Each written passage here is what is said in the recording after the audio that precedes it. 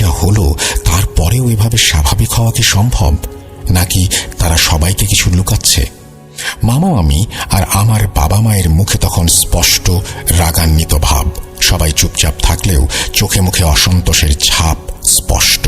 Table জুড়ে নীরবতা এমনই ভারী হয়ে উঠেছিল যে কারো কথা বলার সাহস হচ্ছিল না। হঠাৎ নীরবতা ভেঙে আমার মামাতো বোন বলে উঠল, তোদের রাতে কি হয়েছিল ভাইয়া? তুই তো খুব শান্ত স্বভাবের মানুষ, এত ঝগড়া করছিলি কেন, তাও আবার বিয়ের প্রথম রাতে? এই কথা শোনার সঙ্গে সঙ্গেই যেন কিরণ ভাই আর নতুন বউয়ের মাথায় আকাশ ভেঙে পড়ল।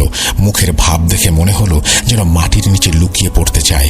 চোখ বড় বড় করে তারা একে অপরের দিকে তাকালো। কিরণ ভাই অবাক হয়ে বলল, ক্লান্ত ছিলাম, তোর ভাবির সাথে ঠিক মতো গল্পও করতে পারিনি, আর তুই বলছিস ঝগড়া? বাবা মার সামনে এসব কি বাজে দুষ্টুমি করছিস? তার গলায় অস্বস্তি আর হালকা রাগ স্পষ্ট।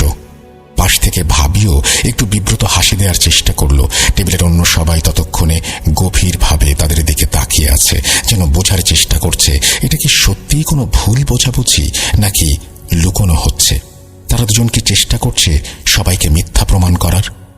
নবদম্পতির হাস্যোজ্জ্বল মুখের পেছনে সেদিন একেবারে স্বাভাবিক থাকলো সবকিছু, যেন কিছুই হয়নি।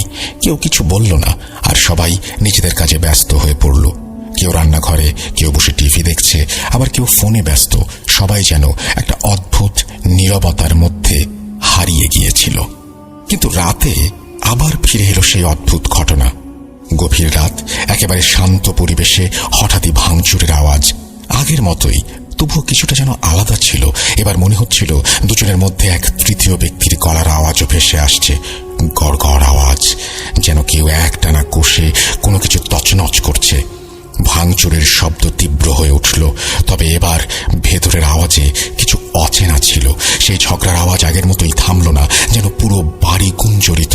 ঘর আর বাতাসে অদ্ভুত এক অনুভূতি ছড়িয়ে পড়ল, আর সেই ঝগড়া চলতেই থাকলো, চলতেই থাকলো।